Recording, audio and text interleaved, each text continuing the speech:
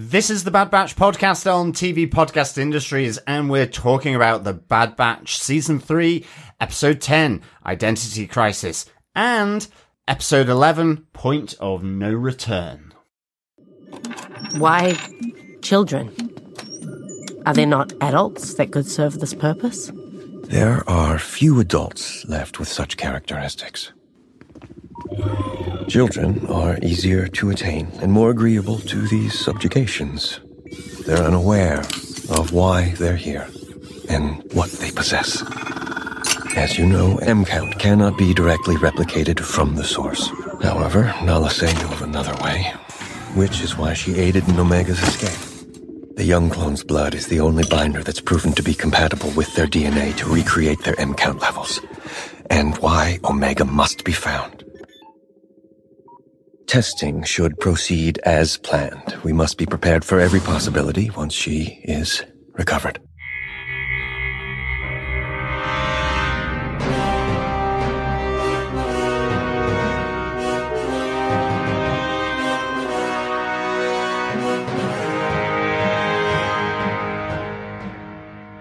Welcome back, fellow Batchers, to our two-parter podcast where we are looking at The Bad Batch Season 3 Episodes 10 and 11, Identity Crisis and The Point of No Return. I am one of your hosts, John. I'm your other host, Derek. Chris, unfortunately, unable to join us for this double episode this week. We need to put that in quite a lot now. We do, unfortunately. Can we get Chris to record it in a grovelly way? Yes, we should, actually. I'm not here this week. Yes, put that in there. But if you do want to hear more, Chris, he is podcasting with me on Invincible at the moment. We have our final episode coming out next week on Invincible Season 2. So if you do want to hear more of him, we'll be recording that later this week. And also, we'd love you to get in your thoughts and your feedback on the full Season 2 of Invincible, which we'll be recording on that podcast. So, but that's the other animated show that we're covering. A little bit more violent than Bad Batch. But I will say these episodes are quite adult of the Bad Batch. These two very episodes. Adult. But very dark, very I dark. think. Yeah. I mean, really kind of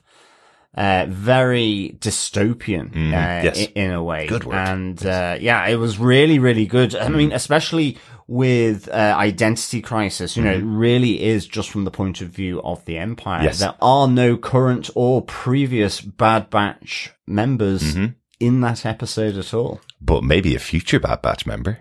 Well, maybe. We'll get into it. Ooh, interesting. Yeah. Very interesting. What have you spotted that I obviously haven't from the episode? It's not that deep. I'll get into it as we get into the point stage. Absolutely. Before we get into our spoiler-filled discussion, though, of these two episodes, please remember, fellow Batchers, you can head on over to our website at tvpodcastindustries.com, where you can leave a voicemail for our feedback section if you want. If you're new, you can also subscribe to any Jedi or Sith podcast catcher of your choice. Yep. Also, for feedback, you can send in your thoughts, theories, observations, or comments by email to feedback@tvpodcastindustries.com or over on our spoiler posts on our Facebook group at facebook.com/groups/TV Podcast Industries. Absolutely. And remember, we are also doing our Cantina quiz. We have 2 more questions to add to the previous 9 questions we've asked so far. And you have the chance of getting your hands on some Bad Batch Funko Pops. Yes. 5 Funko Pops of the Bad Batch. Yeah.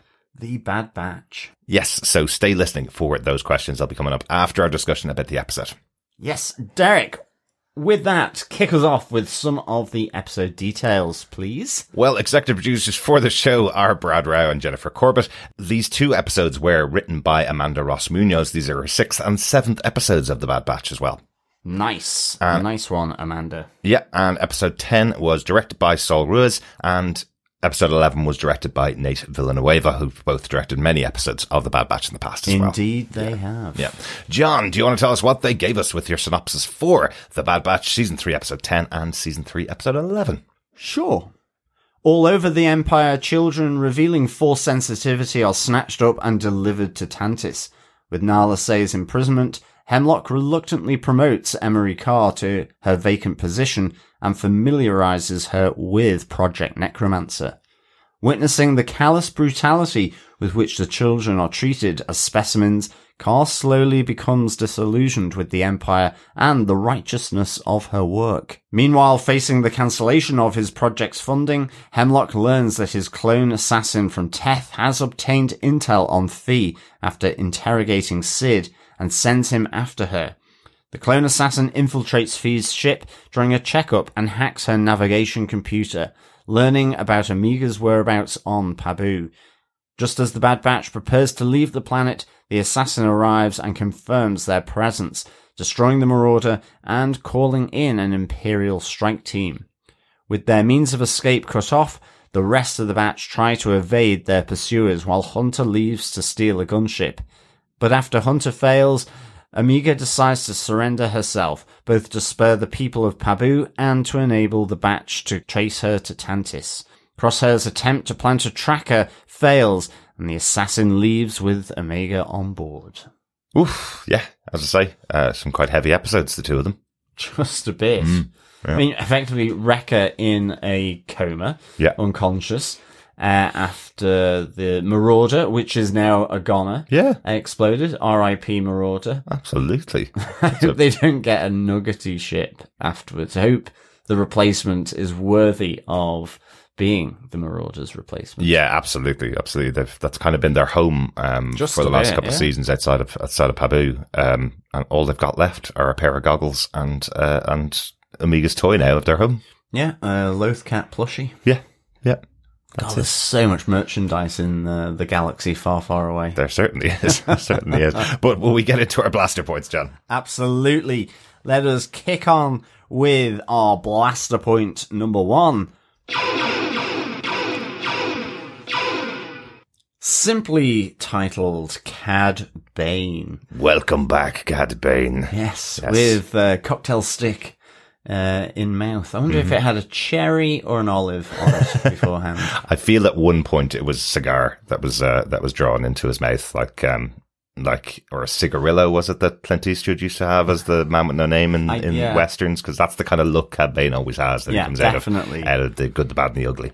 Well, absolutely. But Cad Bane doing the machinations of the Empire in sort of being, well, first off, the creatures, the Force-sensitive kid, which is effectively ratted out by Ballface, as far as I can see. Yes, the spider appendaged neighbour. I think it's someone that you wouldn't want to live beside. No, not really. Yeah. And he seems quite disappointed with the amount of credits that he gets for that intel. I wondered what that was about. I was thinking about that. I actually think it's not particularly disappointed about the amount of credits he gets. It's the way they're thrown at him. It's almost like, I don't know whether you're... I guess. You've disrespected me somehow. Yeah, like the Bible story of Judas, where he sells out Jesus and gets the pieces of silver thrown at him and then suddenly realizes, what have I done here? This is what I think the neighbour's got, because it's really like from Cad Bane as he walks past, it's just like, thanks for the tip, and just throws the money in his face. It's not even like, congratulations, you've done something amazing for the Empire. It's like, look what you've done. You've sold out your neighbour. You know, you've left your neighbour on the floor and her child has been taken away from her while she sleeps. Even the other two people at the market where the child's abilities kind of get realised by their neighbour are kind of like, don't say stuff like that, you know, it could bring all amounts of trouble. Yeah. You know, they can tell, but they're smart enough not to say anything. I mean, interestingly, I was like, did Cad Bane kill the kid's mother? No, I think he knocks her out, so she's going to wake up. Yeah, well, to that's her child it. being stolen. It's only on the second time that I watched this that I kind of saw the blue stun rings that you normally see from the Stormtrooper's blaster. Exactly. So I think it was that she was literally stunned rather than killed. But the first time I was like, oh, this is really dark. Killing a mum. Murder the mum and steal the child. Yeah. That would be really dark. So I was like, oh, okay. But still pretty bad, I guess. Like waking up to your child being gone is, would you want to be just dead as a parent? He's taken away from her home while she's knocked out. Interestingly, just because of the complaint that we had last week about, not complaint, but the comment that we made last week about Asajj Ventress putting Omega through all of these tests to see if she had high M-Kent. Cad Bane came prepared with his M-Kent tester, like the one Qui-Gon Jinn used on Anakin back in The Phantom Menace. So he has that testing kit, and it takes him about 3.5 seconds, not an entire episode, to check if this kid has the high M count. Yeah, So, I mean, I think Jedi or former Sith just run differently, really, don't they? They have to do it the hard way, so that they know. It's not just that they need to do a little sort of blood test type thing. I think you'll find that would be beneath them. I think you'll find Qui-Gon Jinn was quite an experienced Jedi when he tested Anakin Skywalker. Yeah, that's true, actually. But Asajj Ventress may just not have had the equipment on board. She wasn't going out trying to find people with high M counts. It seems like Cad Bane has pretty much traded in this for quite a long time. Yeah. We heard Fennec Shan saying that she's never taken one of these jobs to find someone with a high M count.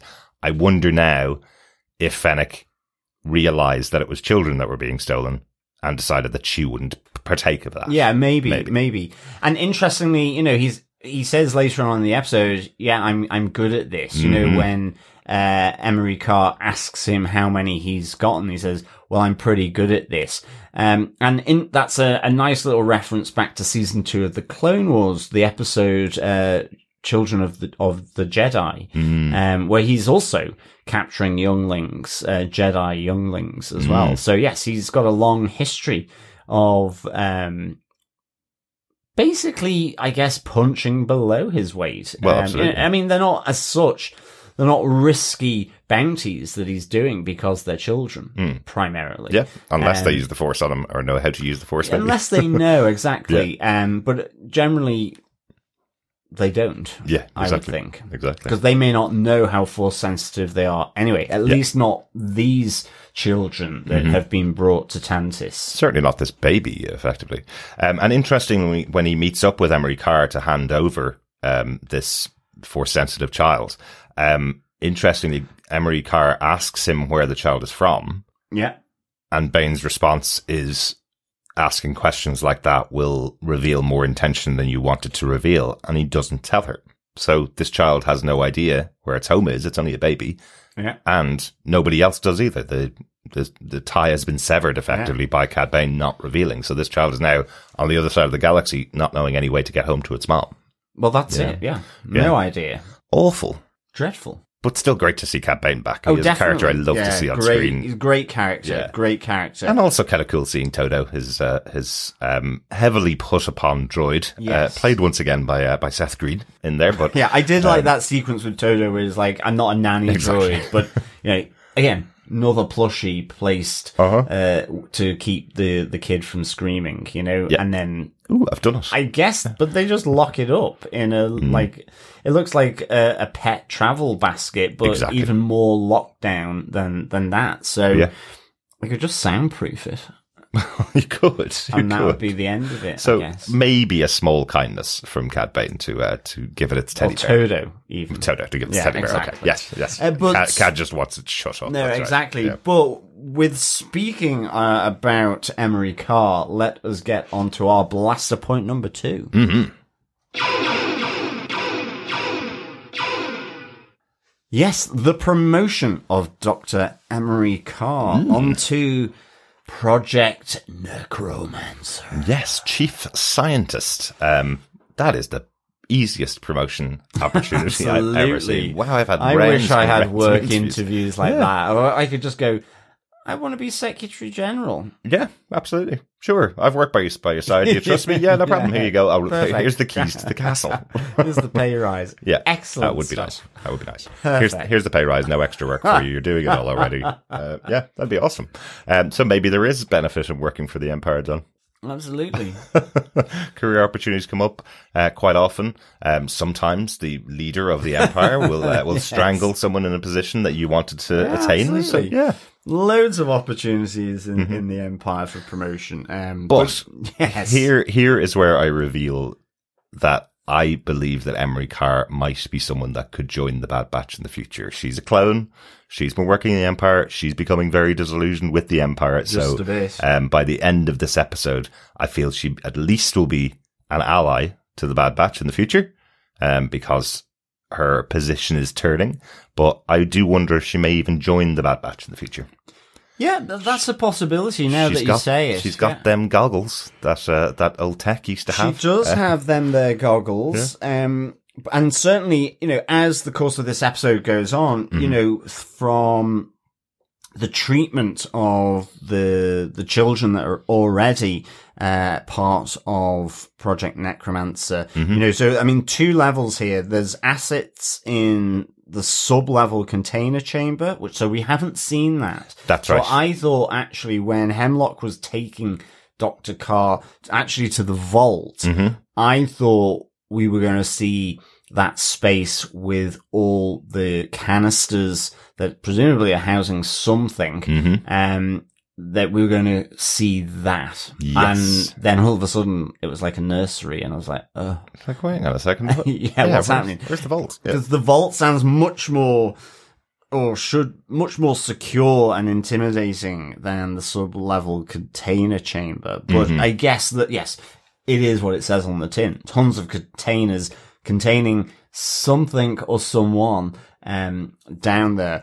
But ultimately, we haven't seen it yet. He has shown her that. He does discuss that, but because when Emerie speaks to Nala Say, she does say, well, then you would have seen the sub-level containers. Oh, okay. I missed that. But we only really get to see her in the vault with the children, which means that sub-level chamber is going to be really spicy. Has to be. Yeah. Has to be. Saucy even, I think. Maybe. Are you hungry?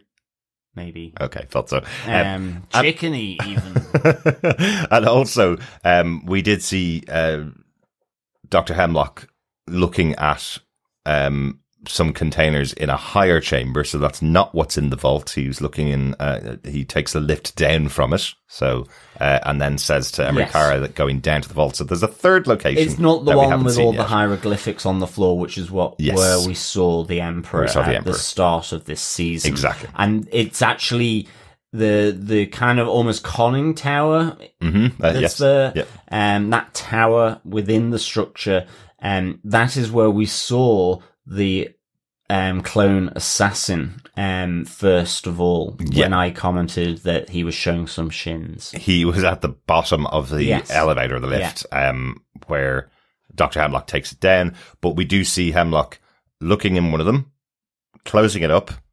We don't see what's inside it, and then he's looking at his data pad, and it looks really like the operative or the assassin, and then he tells the operative later in the episode that none of his fellow operatives are available to do are ready to do the job. They're not ready. They haven't cooked enough. Yeah, so it seems like there's a few of them in there waiting to go at some point. Definitely. Getting ready. So anyway. But actually, one of the reasons why I said it was very dystopian, this was because just the treatment of the children. I mean, we have Emerie Karr still having that kind of emotional side to her where, in a sense, she does begin to interact with at least one of the children through Eva, because Eva is trying to talk to her. Yes. But it's how Hemlock really says, limit your social interactions with the children. They're nothing more than scientific assets. Yes. They're specimens. When asked why is it children, because they take to the experiments better and it's easier to be subjugated for them to be subjugated. And it's that dystopian divorcing of humanity is obviously the wrong word because they're not human, but their own emotions and life, effectively. Yeah, exactly. They're just assets. Just to be treated like a Bunsen burner or a test tube. They're just assets, and they have worth for this project. Absolutely. And nothing more, completely dehumanized from anything. And it's something that you see Emerie Karr struggle with. She does try to do it, but certainly Eva is that sort of, it's that little point that's caused the chink. And when she goes to see Nala Say pushes her, what will you do, Emerie? You do have power here, and you can do something about it. Yeah, Nala Say's job was to ensure that the Empire didn't get Omega. She was able to do that. She achieved her objective, and now these children will look to Emerie Karr I thought it was really on point to say to Emerie Karr, you have the power to stop this. Karr saying, I don't have power at all. And then it just left hanging in the air with, or do you?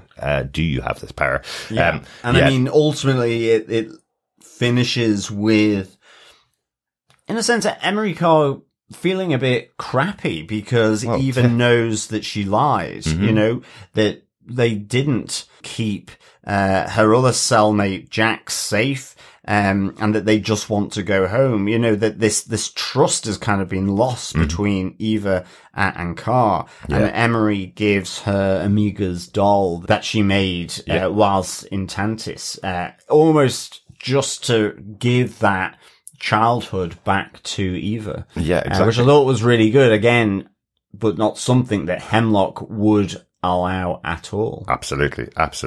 And I will give huge credit to the casting director for the show. They don't have to cast many voice people for the show generally because D. Bradley Baker does so many voice casts.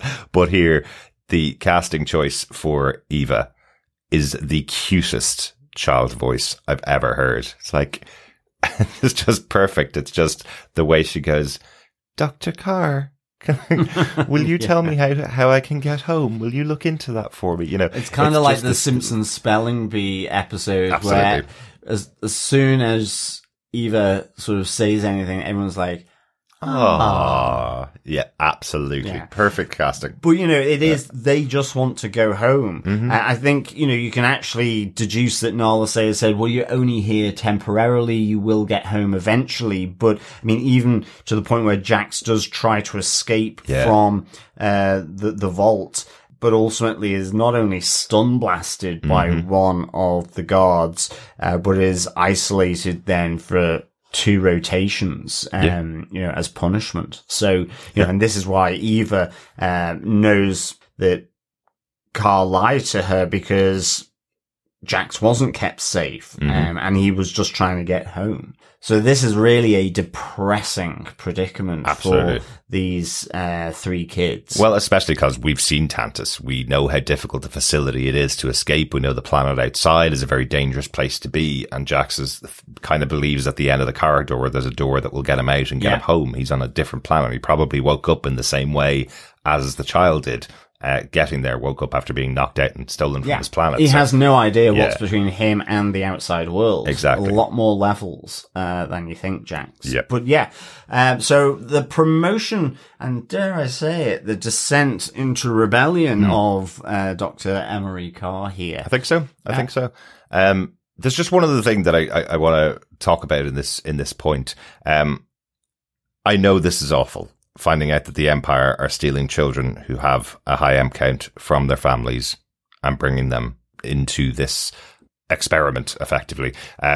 We'd mentioned last week that we had a theory that what was happening with Amiga's blood was that the Emperor's blood was being put into it. What's actually happening is it's these kids' blood with the high M count, and it's being able to be sustained in her blood. So that means they can clone high M counts, which is the test for the Emperor in the future, right? That's the way it's happening. It's not they're using the Emperor's blood, they're using these kids' bloods to do it. But I do want to say, because we were talking about it after watching the episode, I do want to say one of the things that is hardly ever talked about really is that the Jedi did this as well when the Jedi was at the height of its power. They also took children from their families. That's true. Before they were fully grown. A kid like Anakin, who was about 8 or 9 when we meet him first, was considered too old to train by the Order. They had to get special dispensation to train him. All the other kids that were in the Jedi Order. It was more consensual though, wasn't it?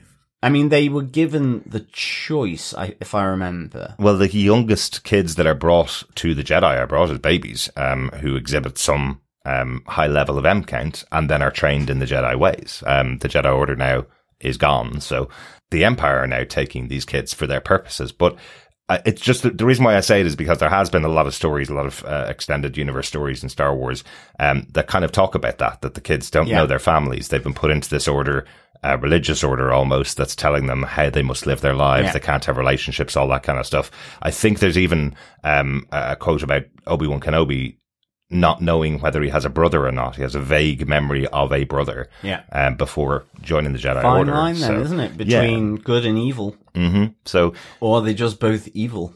Or evil justified as good, depending on how you spin it. Well, yeah. It's a complicated grey area, much more complicated than it was when we were kids, and we just thought they picked up laser swords and were Knights of the Republic. So, excellent. Yeah. Good point. Well made. Yes. There you go. But with the crumbling of all we know about the Jedi after Derek's little assertion, let us move on to Blaster Point 3. Yes, so Blaster Point number 3, the Trandoshan, Feed the Pirate, and the Operative. Harking back to, where Hemlock is talking to the Operative. We get to hear very briefly that he has interrogated the Trandoshan, aka Sid. That's right, yes. No return of Rhea Perlman for this season so far. But yeah, it looks like Sid eventually did turn on the Bad Batch, which we had suspected she might, all the way back to first meeting her. We heard many times, don't trust her, from a number of people around the Bad Batch, but they have left, they've gone off. Well, she brought the Empire to her bar, so, she's betrayed them anyway. That's true. I can't imagine the interrogation involved sort of, knuckle screws or sort of, slicing and dicing in any way. No, Sid don't do that. Nope. But certainly, you just never know, because he said interrogation, and the Operative is, does come across very menacing when he says it. Yes, but, he does.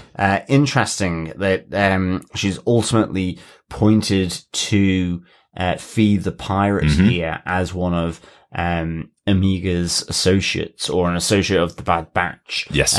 With which he should follow up on that lead. And Hemlock gives him, that permission. Certainly doesn't want him to fail again. He believes he's already failed him once. Absolutely. So it is certainly being fairly tough with his Operative. But interestingly, this whole discussion with the Operative, it's very immediate after a conversation with Tarkin. Yes. The consummate accountant for the Empire, always concerned about financing, resources, and whether there are the right outcomes. I mean, it sounds like my day job, to be honest. Mine too. And, but interestingly, he's saying, if it doesn't give the outputs, then it will be pulled, and it won't be a good thing for Hemlock either. I mean, Tarkin's quite, menacing here to Hemlock, and it won't bode well for you either. Absolutely. Interestingly, though, I also feel as though Tarkin was fishing for information here, in that he knows this project is on his books, but he also hasn't been given the clearance by the Emperor. This is a very small group here that truly know the project and the experiments that are going on at Tantiss. Absolutely. And you're right. I think it does feel like it rankles with Tarkin that there would be any information that he would not be privy to, that the Emperor would trust someone like Dr. Hemlock over him. That's an interesting one, isn't it? Yeah, definitely. Because Tarkin has always been that character that climbs the rungs, and he wants to be at the top of the Empire, effectively. Yeah. So that's quite interesting to see him here. So quite interesting. But later on then, in episode 11, Point of No Return, we see the Operative stalking Thee as she goes to get her ship filled up with fuel. Do you know, I thought this was so smart. Yeah. He's not there to interrogate her. He's not there to get the information out of her. He goes straight in, surreptitiously onto her ship to take her Navi computer, access it, break her encryption, and find out what planet she's visited often, as his way of finding where the Bad Batch could possibly be. Absolutely. So it's interesting, isn't it? Because all of that is very tech. This theory that tech could be the clone. Yes. And yet... Not Echo. Sorry about that again. Tech. Yeah, tech. Yes. And yet, more so in this episode, in episode 11, I found the Operative sounding more like Crosshair with with the sound distorted. Yes. And also in the intonation of how the operative delivers lines, especially later on, once he has reconned Pabu, felt very Crosshair. And then all of a sudden I was going, and of course then you realize, and it's in plain sight all the time, that the operative carries the sniper rifle. It is, yeah. Or the sniper blaster. Yeah. You know? And I suppose one of the theories we had early on this season as well, we'd seen that hand tick that Crosshair has. So is the new theory that potentially he's a clone of Crosshair? Yeah, and I because think so. he's been cloned, Crosshair's having this reaction in the PTSD, the PTSD that, that from all the procedures being done. Yeah. There you go. So potentially the reason why we haven't seen their faces, we thought it was because they brought tech back, that actually they haven't brought tech back. They've cloned Crosshair. Yeah. Interesting theory, John. I like it a lot. Yeah, absolutely. And I mean, if they found tech and he hasn't decomposed enough, then potentially if there's a viable sample, who knows? It could be tech. Yeah. Yeah. So we'll see. No, it could be another set of clones that, might be in the evil mind of Dr. Hemlock to do clones of tech as well. So another theory maybe in the bank for who that could possibly be, because we still haven't seen the face of the operative, and we're still calling him the operative. They're not being very clear, but I see that theory that he could possibly be Crosshair. Yeah, absolutely. Me too. And just one final thing on this point as well, because it should be mentioned that Fee, while she doesn't catch the operative and doesn't know for definite that someone's on board, she does have a suspicion. Oh, yeah, absolutely. And gets called away. It's that feeling that she gets. And Hunter has one as well, before all the stuff goes down on Pabu. That's a Hunter move, though. No, absolutely. Yeah. But yeah, with Fee, she also realizes, whether it's that the air has gone colder, it's almost like this operative is the ring wraith from the Lord of the Rings, and all the spiders and the centipedes and all the creepy crawlies all sort of trying to escape this evil. Yes. And Fee has just picked up on it there, but he does manage to escape and get off her ship before she realizes, because ultimately she was interrupted by the robot Ollie, with the bill. Well, basically, ultimately, yes, the bill comes due. Yeah, yes. And interestingly, Ollie is voiced by the actor who voiced Anakin Skywalker throughout the Clone Wars as well, Matt Lanter. Yes. So just shows you that even though he's playing a different character, he's still on the side of the Empire, right? He still does anything to protect the Empire. I guess. Kind of. Yeah, not knowingly, though. Or is it? He hears the alarm and doesn't feed that there's an alarm going aboard in their ship. He just kind of shrugs his shoulders as some droids do. It goes off. Like, the operative manages to turn it off, and he's like, okay, maybe it wasn't this. And whatever. In the fuel line. Maybe he thought he set off the alarm by trying he did. by trying to fuel up the ship. Don't you be besmirching old Ollie, Poor the robot.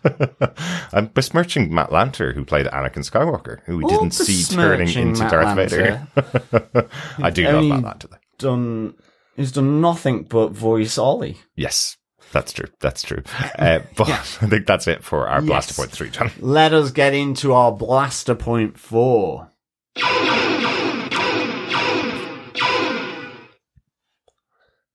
Yes, it's recon at Pabu, as the operative heads on over to Pabu in the Outer Rim.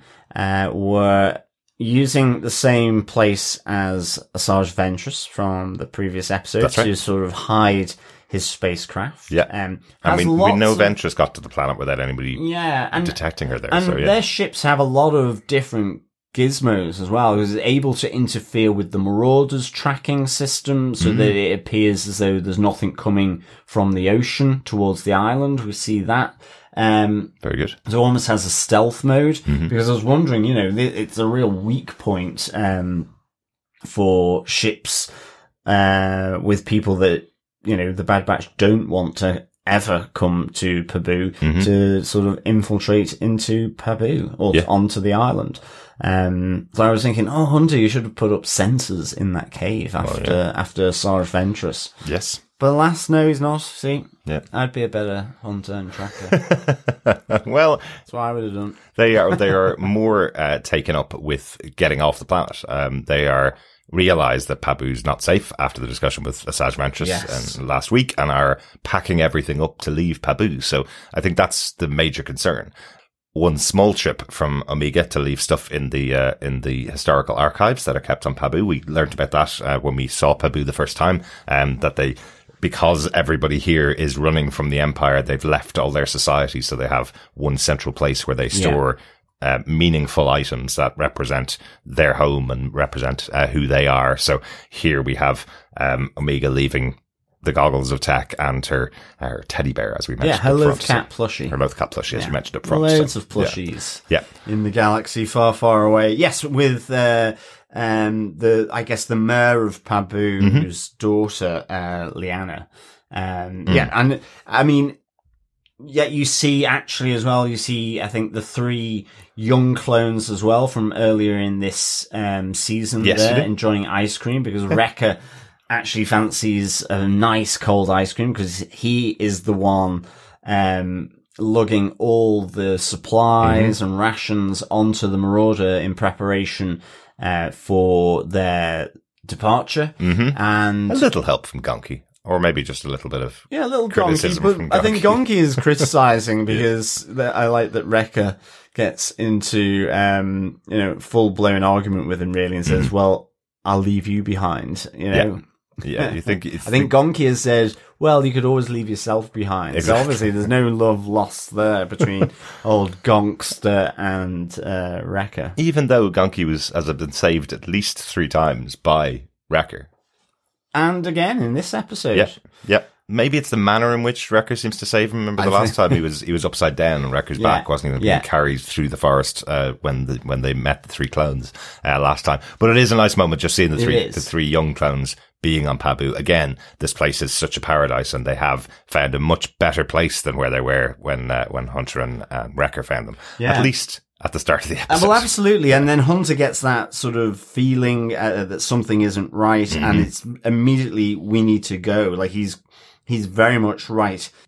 We can't stall any longer. We've got to go. And in them getting ready to leave, making their way through town to get to the Marauder, the operative does get his confirmation, gets his eyes on Omega, and calls in the strike team from Tantiss that he's already put on a standby, ready to come, and then fires the explosive devices onto the Marauder. I can't believe they've destroyed that ship. I know, it's such a cool ship.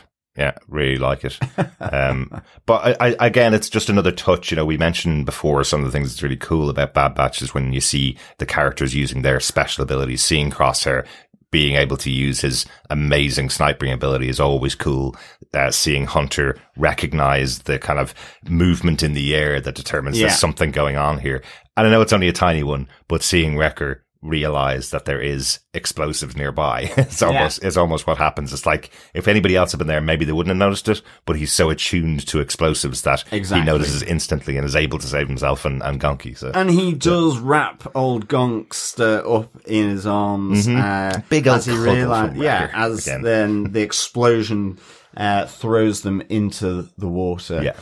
But the point is that the operative has managed to lay eyes on Omega, confirm that it's her, and get the message to back to Tantiss. Absolutely, and put Wrecker to a coma too. Yeah, unfortunately. I know. Unconscious Wrecker taken out of action for what is to come, which I think leads on to our blaster point number 5.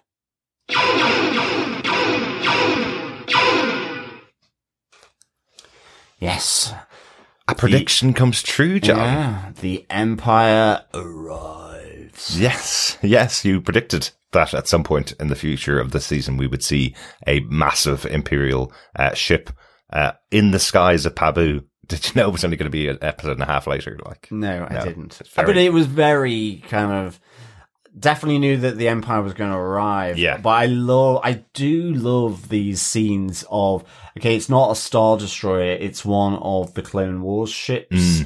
The sort of proto Star Destroyers, which I can't quite remember now what the name of them are. Should have looked that up. Yep. But, you know, ever since you had that Star Destroying hovering over the city in the desert in Rogue One, you know, having Star Destroyers in atmosphere, low level, really, really cool. It's so cool. And they're so menacing. And like with Andor, with the menace of the Star Destroyer going through, you know, through the atmosphere, and also then Thrawn's Star Destroyer with at the Witch's Tower, Ahsoka. Ahsoka on the other side of the galaxy. It's just such a great look, so menacing as well, you know. So again, we get this for Pabu. Yeah, it's just the sheer volume of troops that come out of those ships as well. You know, there's a massive amount of drop ships that are coming in, all with, you know,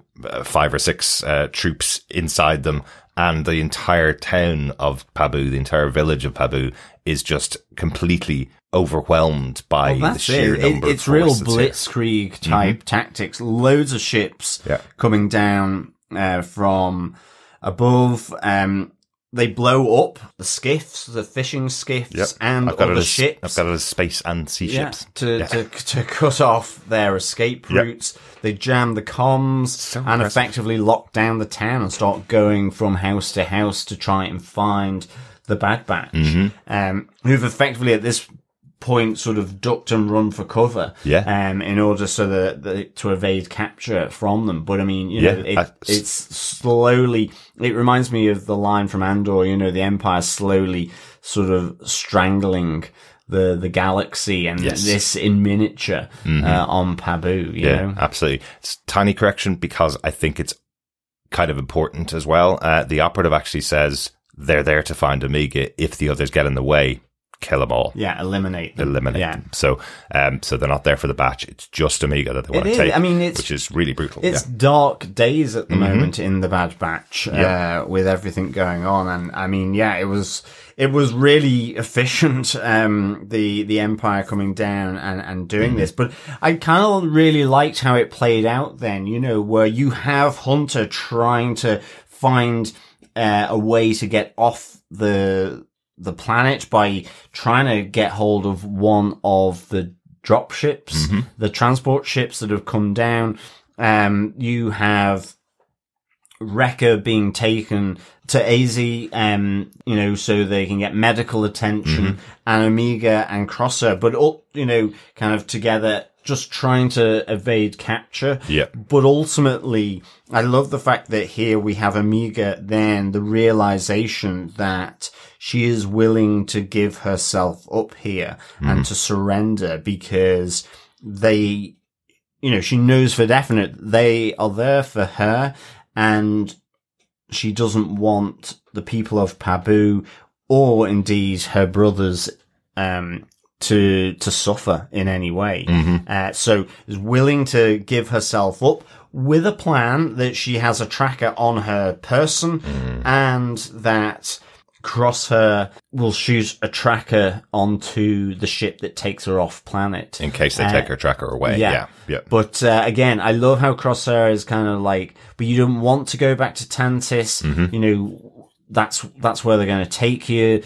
That there's too many variables around the tracker. It's not certain. And he's kind of trying to sort of dissuade her from going, but ultimately, you know, there is this huge moment where she willingly gives herself over to the Empire and to the operative, really. Yeah. And also, she says the major reason is because they're trying to get back to Tantiss, and they've tried everything they can think of to find the coordinates for Tantiss, and they can't get them, which makes it even more concerning that they take her comm away almost immediately, exactly as Crosshair predicted. And while under attack from stormtroopers, Crosshair misses the tracker on the ship as they leave. Yeah, he's just too late. I feel if those stormtroopers hadn't spotted him, he would have been able to get the tracker onto the operative's ship. Yeah. Whereas it just goes straight into the drink. Yeah, he failed. It was just too too late for him to get the aim right. Because I loved how, you saw if the ship had stayed where it was, it possibly would have connected with it. Yeah. But exactly. the ship was taking off, and so all of a sudden was out of range from where Crosser had aimed at. So, really harsh. Certainly seeing Amiga in the ship. Again, almost doing a bit of a Jedi thing there, like almost going into a meditative look to me. Maybe it was just to keep herself calm and so on, rather than anything particularly force wise. Yeah. But probably hoping that a tracker had gotten on the ship from Crosser, but sadly not. So yes, at least she has hope. I'm even more concerned. Like, we saw how bad it was for her last time, and she pretty much had the run of the facility, and now let's say they're helping her out. But now they know her worth. They've worked out that she is massively valuable for them as a specimen, as an asset, and we've seen how they treat the kids who were specimens in the last episode. She's going straight to the vault. Yeah. No chance of plush quarters somewhere else on the Tantiss, but do not straight pass go, do not collect your 200 quid. Straight to the straight vault. To jail. Yes. I mean, the other thing as well, just quickly on this final point with when the Empire arrives, Hunter sort of getting onto the dropship, really, really good. But again, the operative kills the pilot. Yes. And doesn't aim for Hunter, which is kind of interesting, but with the aim ultimately to crash the ship into the sea and that Hunter dies. But Hunter does manage to sort of, get himself away from the plummeting vehicle, and manages to get out of the drink, safely. I was absolutely convinced. I'm glad you were talking about this, because I was absolutely convinced that after Hunter gets out of the water, we hear that conversation between the operative and the troopers around him, where he says he's taking care of two of them, which will be Wrecker, who's in a coma, and Hunter, who he's taken out of the air. It sounds like he thinks Hunter's dead. And then Hunter meets up with Batcher, who's did a little attack himself on the troopers. Well done, Batcher, saving some of the people from Pabu. But I was convinced that the two of them would join together, find the operative ship, and get aboard, so that they could go with them, hide aboard. They could go with them, find out where Tantiss is. I thought that was just how it was all going to play out. The credit was to roll at the end, and then Hunter arrives back with Crosshair and Wrecker, and realizes that Amiga's gone. And I was going, so they have no plan here. There's no ability here. Well, that's true. And they have no way of finding Tantiss, because they've tried all their methods to find Tantiss. Well, when he got out of the sea and he was met by Batcher there. No, I had the same feeling that he was somehow going to be stowed away on the operative ship. Or he was putting his own tracker on. Jazz hands surprise, exactly. know. And here's my pet, Batcher, bite his face off or something. Exactly. But alas, no. Alas. Yeah, it seems like there's they are no plan. Back to square one effectively here. Yeah. Without Amiga and her being going back to Tantiss now. Oh. Yep, dark couple of episodes. But overall, John, what did you think of the episodes? I absolutely loved these two episodes. For Identity Crisis episode 10, I gave that 4.5 scientific assets out of 5. Really bleak, really dystopian. I liked actually that there was this moment of the Empire point of view, or maybe Emerie Karr's to some extent as well. I really liked that. It just showed you the bleakness of, I guess, the Empire, really, as did then episode 11. Episode 11, I gave the point of no return 4.5 flaming skiffs out of 5. I think in total, both of these I'd give 5 out of 5. Right. I'd give 5 ice cream cones out of 5. Okay. I thought they were really, really good. Really strong. Overall for the two of them. Yeah. Just so, just all quite bleak. And I mean, the Bad Batch, as I say, up a creek without a skiff anymore. So, I really enjoyed these two episodes. I loved how Amiga stepped up there. It felt real absolutely mature, this coming of age here. And Crosshair, really kind of concerned about what she's proposing there. And I kind of really liked, as I said, just getting to see Hemlock with Emerie and Emerie's slow sort of realization of the reality of her work, you know, absolutely, especially from that little meeting with Nala Say, who's still locked up. So yeah, absolutely fantastic 2 episodes. Derek, what about yourself? Yeah, they were really, really good episodes. This moment here, 4 episodes from the end of the season, and all hope is gone. You know, I am kind of glad they didn't destroy Pabu. Which was something that we were suspecting was going to happen, especially with the arrival of the Empire here at Pabu. They didn't destroy it. It wasn't burnt to the ground or something like that. The fact that Omega stands up to save them, because everything was looking very dark there for the people of Pabu. Absolutely. So I think there's even that moment with the operative who says, hang on a second, all I've done is destroy your ships. I can do a lot worse. I will I will burn down all of your homes. I will end it for everybody here if you don't give me It's one of those moments where you go, okay, Pabu's getting a garrison of stormtroopers. Yes. You know. That could still happen though, Yeah, absolutely. But no, another really, really good episode. And yeah, I'm loving this. Can't believe we've got 4 episodes left of the entire show. It's going to fly by. It is. But I need a drink after that episode. I need something to calm my nerves, John. Let's head over to the cantina. Yes, absolutely. Let us go there, fellow quizzers, fellow batchers, to the Star Wars Bad Batch Cantina quiz. Mm-hmm. We have 2 questions for this Cantina quiz for episode 10 and 11. Yes. Let us kick off with our question 10. What specimen designation are Eva and Jax known by?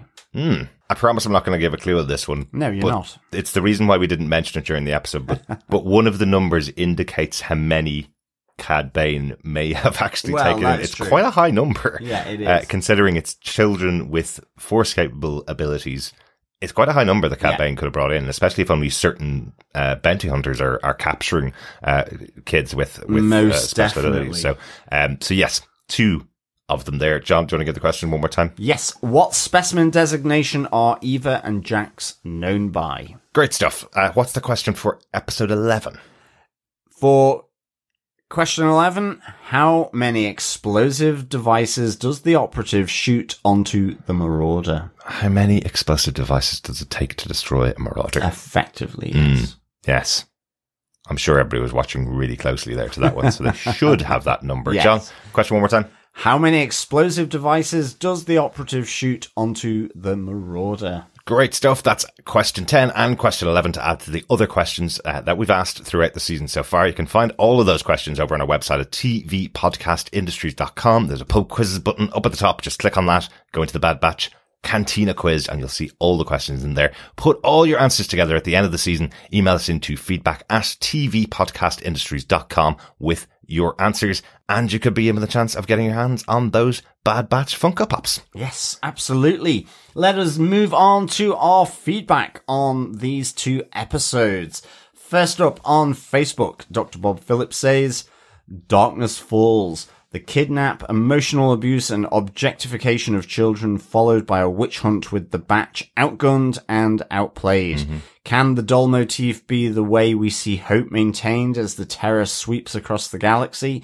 Will Pabu, if it survives, think about getting better security in that sea cave? Mm-hmm. Will Emerie manage to keep up Narlase's work and hide Omega's true mutational capabilities in time? Excellent stuff.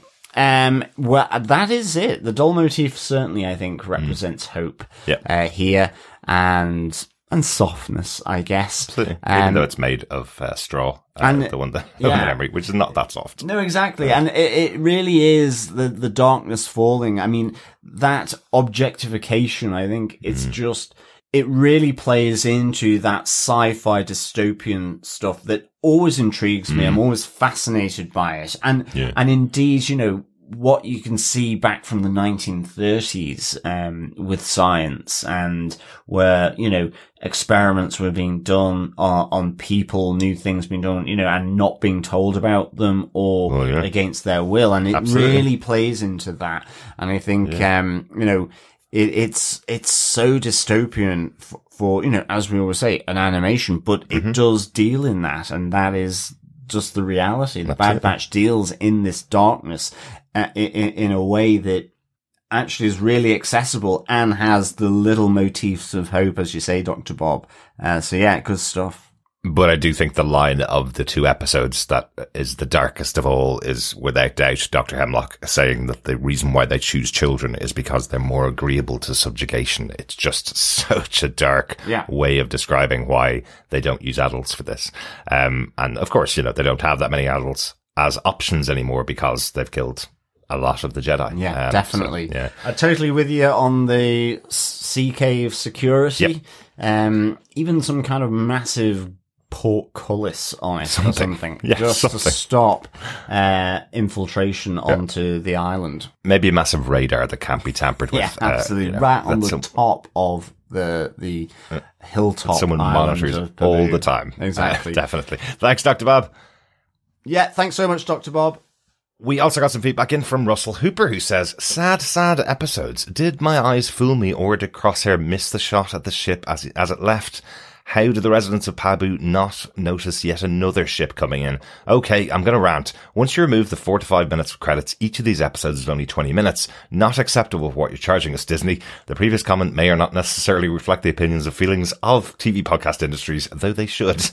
Will Hunter be angry with Crosshair for following Omega's sacrifice play? It was great seeing my favourite bounty hunter, Cad, a fistful of credits. Bane. Perhaps Ventress will team up with the Batch to save Omega. I doubt it, but that would be fun. It definitely won't happen if Rex shows up with Echo. The first episode just shows how cruelly evil and wicked Palpatine and his empire truly are. Tarkin complaining about costs. Is his Death Star proving to be a bit more expensive than planned already? Maybe he should have backed Thrawn's TIE Defender project instead.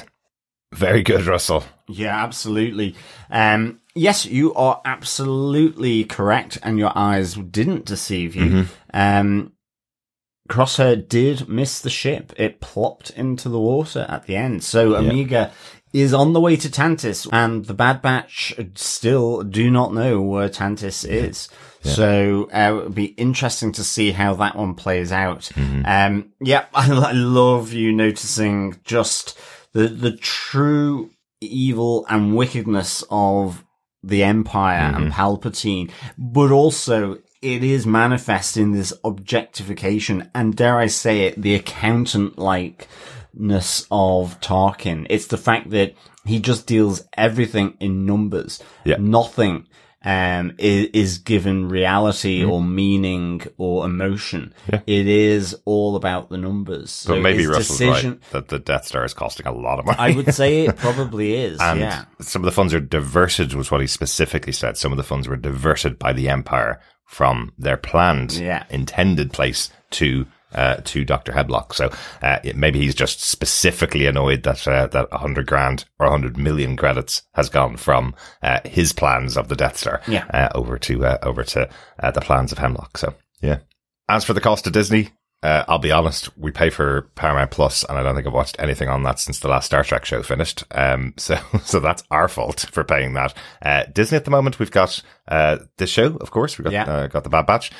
We've got Extraordinary, which we're watching as well. Great comedy show, which we're really enjoying. Snowfall, final season of Snowfall. Yeah, and we've got Shogun, of course. So we actually do get a lot of bang for our buck for Disney. Yeah, Disney is fine. It's Paramount. Paramount's the problem. Prime, we've got a lot on there as well. Netflix, we're kind of running out a little bit. Prime also delivers parcels as well, which is another reason for having Prime. It does.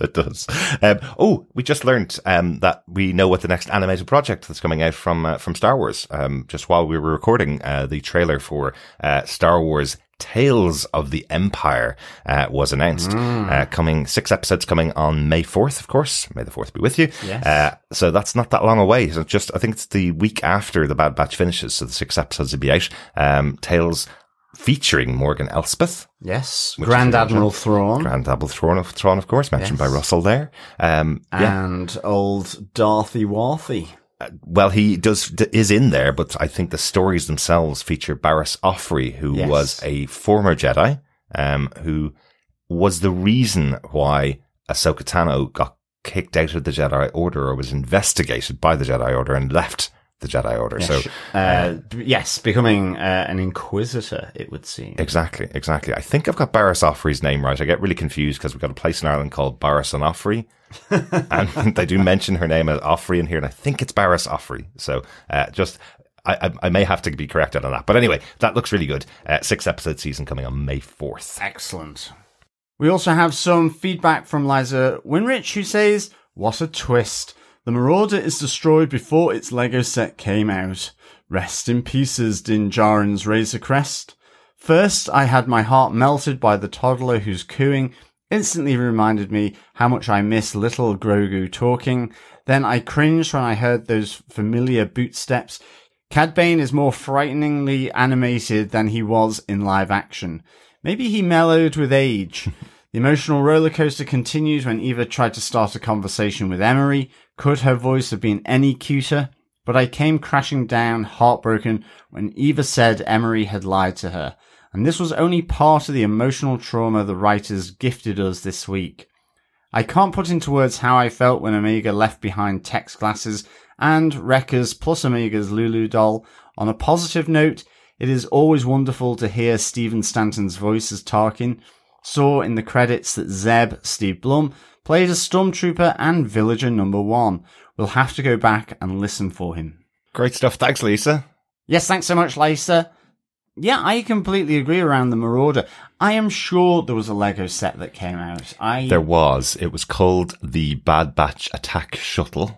Yeah. It came out a couple of years ago and had just the 5 members of the Bad Batch. So I think it was to coincide with their appearance in the Clone Wars rather than the Bad Batch TV show. Yes. Okay. Yeah, it was named the Marauder in this show, as far as I remember, at some point, but it was just called the Attack Shuttle back then. Grand. Yeah. Okay. But the reference there that Lisa has to Din Djarin's Razor Crest, it was basically that they had put it up for sale, available to buy, and then in the show it got blown up about 2 weeks before that got released to the public. So everybody put their pre-orders in to get his brand new ship, and then it was blown up on the show. Exactly. So, so I wonder, is there a Marauder planned? I wonder, is there I hope like a so. set? It's a great looking ship. Yeah, it's a cool ship. It really is. Mm-hmm. Rest in pieces for sure. Yeah, absolutely. Interesting there, seeing Steve Blum, who played Zeb on Rebels, voicing the Stormtrooper. He's actually been on the credits for the last couple of episodes. Every time we've seen a Stormtrooper, I think it is actually Steve Blum that plays the Stormtrooper voices. Okay, excellent. Yeah, they don't do too many of them. We've seen a few of them. They don't get that many lines, but it's great to see him in there. And in an episode where we have Matt Lanter back, who played Anakin Skywalker, as we mentioned, it's kind of cool that they're bringing back some of the old cast from all the different animated shows. Yeah, definitely. Yeah. And I'm sure we'll see more of them in the future. Yeah. Yeah. Hopefully we'll see the live action Zeb in Ahsoka. Yeah, I really hope so. We have seen him in live action in one episode. I think it was Obi-Wan. I think wasn't it? so. I just can't remember. There were so many of them. Yeah, well, it certainly wasn't Andor. Yeah. It certainly wasn't Ahsoka. Yeah. So then I think it must have been Obi-Wan. Yeah. So hopefully we'll see him back in Ahsoka season 2 to reunite with the rest of the rebels that have been appearing in that show. Yeah, definitely. Or may have been The Mandalorian, of course. It might have been. Or Book of Boba Fett. Yeah. In one of those shows. One of those. I just can't remember now for the life of me. But you're totally right, Lace. It's an absolute emotional roller coaster of 2 episodes this week. Yeah. And thanks for the wonderful trauma gifting from the writers this week. Excellent stuff. Thanks so much for the feedback. Please keep sending it in to us. 4 more episodes left. You can email us with your thoughts to feedback@tvpodcastindustries.com with any thoughts that you have on the Bad Batch so far, or any of the future episodes, or pop on over to our Facebook group at facebook.com/groups/TV Podcast Industries to put your thoughts on the spoiler post on there as well. Yes. But thank you so much, fellow Batchers, for joining us. We'll be back with our chat about Star Wars The Bad Batch, episode 12 from season 3, Juggernaut, which is out on April the 10th. What's the Juggernaut, John? Sounds like they're going to be... big thing. Yeah, sounds like it's going to be a bit of a crash. Big thing, yeah. Yeah, big thing. Okay, right. No speculation then. Good stuff. Thanks so much for joining us. We'll talk to you again next time. Yes, thanks so much, fellow Batchers. Until next time, remember to keep watching, keep listening, and of course, keep being bad. Bye. Bye.